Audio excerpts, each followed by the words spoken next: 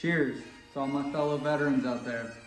If you follow my channel, or have been following my channel, then you're probably familiar with my whiskey tap. Hell, this may have been what brought you to my channel. By far my most popular videos that I've ever done, and you're welcome to check them out. I will link all of them in the description for you. I wanted to do something different with them, kind of revamp them and give another option for anybody that wants to buy one from me. Recently, I had a fellow veteran who happens to be a Navy SEAL send me a really cool challenge coin. And that kind of motivated me to get this going. So thank you, Eric, for your service and for the coin. I really appreciate it.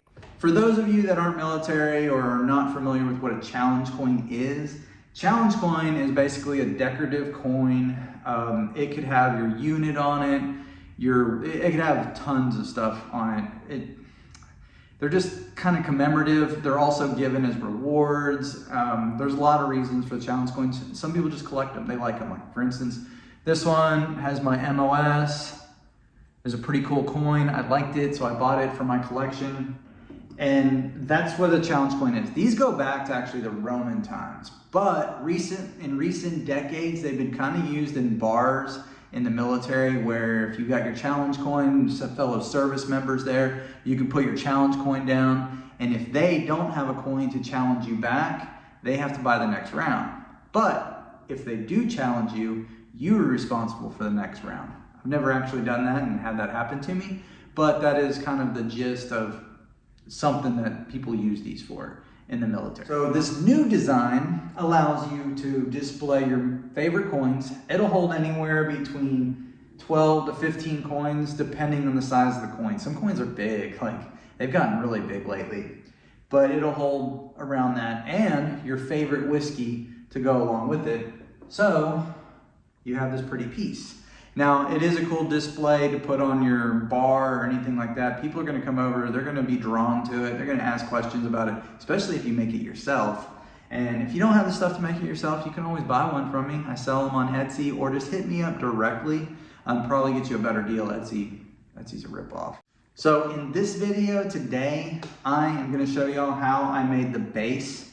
I'm even going to go in some detail on some jigs that I use to set the feet, and then I use to set the feet regularly every time and consistently. I am not gonna go into how I made the frame, how I made the glass, how I mount the spout, all that. You can see that in my other videos. Feel free to check them out. Like I said at the beginning, they'll all be linked. I'm Andy, this is Epeius Garage. Let's see how I did it. Now, I'm not gonna bore you with cutting a bunch of wood, because I do that in all my videos. So if you wanna see me cut wood, feel free to go to any one of my other videos. But basically for this, I went ahead and edge joint some boards because I didn't have boards wide enough. I glued them up using some Titebond 2, and I put them together and let them dry. Once I let my boards dry for about an hour, hour and a half, I went ahead and removed the clamps and I cut them down to size. The size for this base is gonna be 8.5 by about 11.25. That's what I went with my base. Then I wanted to cut the grooves that are gonna actually hold the coins. What I did is I tilted my saw blade 10 degrees, and I kind of made some practice cuts first to figure out how deep I wanted them, how wide and all that. Once I got that down, I found out that 1/4 inch wide is perfect and about 3/16 inch deep is good enough. And I went ahead from there and cut my grooves on my base. I cut 3 grooves. You're welcome to make your base however you want. I figured 3 were gonna be enough. Now, I don't know what happened to the video on this, y'all, but I cut out a 5-inch radius half circle at the front of my base. Only purpose of this is where the glass is gonna go, because it had to be cut out because the base comes out so much further now that you wouldn't be able to put your drink under it without disturbing the coins or whatever, making it ridiculously tall. So I did a little cutout for your glass to set under, and you can pour your drink. It was real simple. I just did a 5-inch diameter half circle, cut it out with my jigsaw, nothing to it. Once I got all that cut, I went ahead and cut the corners.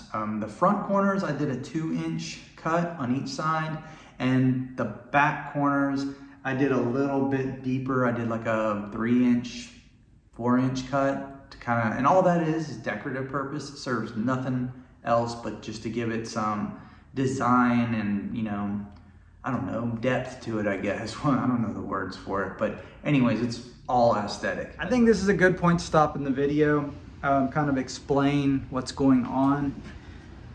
I've got my base, 8.5 wide, 11.25 long, a 5-inch radius center cutout, and 1/4-inch grooves set at 10 degrees for the coins.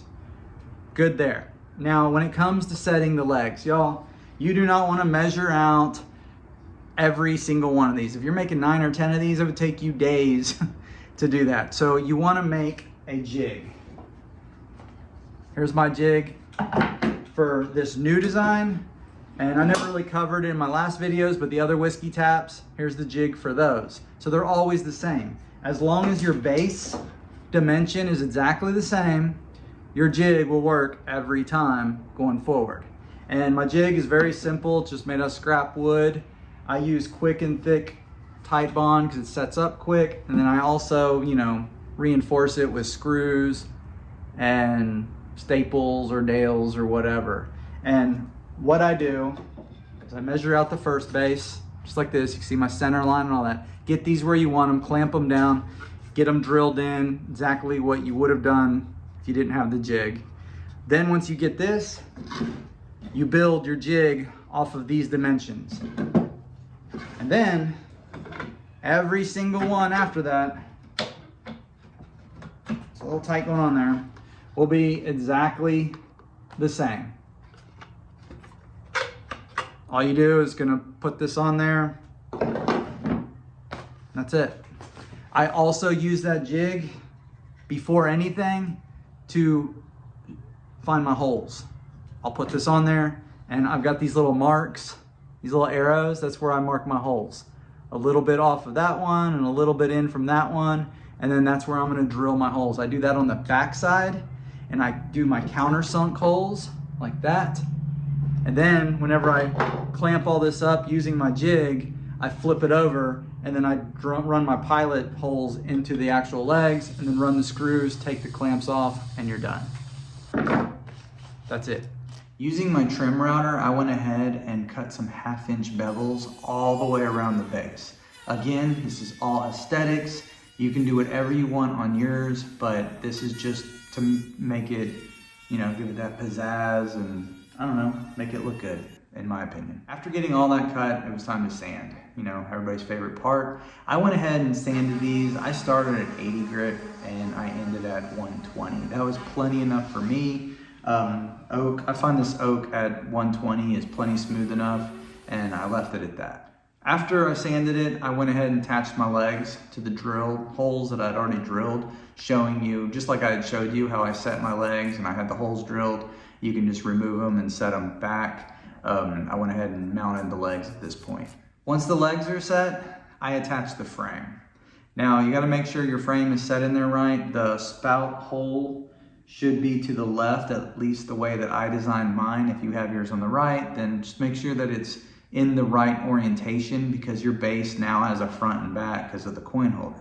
So make sure you're gluing it on correctly. But all I use is Tight Bond 2 glue, and I put it on there and I clamp it and let it dry. Now, after that dried, these are basically done. You could literally put it on a shelf and sell it to the way it is. I personally like to either put a clear coat on it, and I call that natural, or I take a torch and I burn it. I burn the grain. I don't do a full Shuggy bond.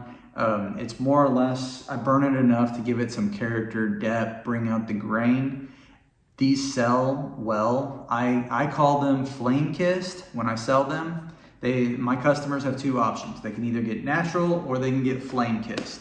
So that's what I did here is I burnt them and got that look to both of these. After you got them decorated, you got the finish on them, that's it. They're ready to go. I put my initials on the bottom with a wood burner, but you don't have to do any of that. Then you're ready. You can either set it on your bar, put your drink in it, and put your coins in it, and go ahead and pour you a stiff drink. Cheers. I hope you liked the video. I'll see you next time.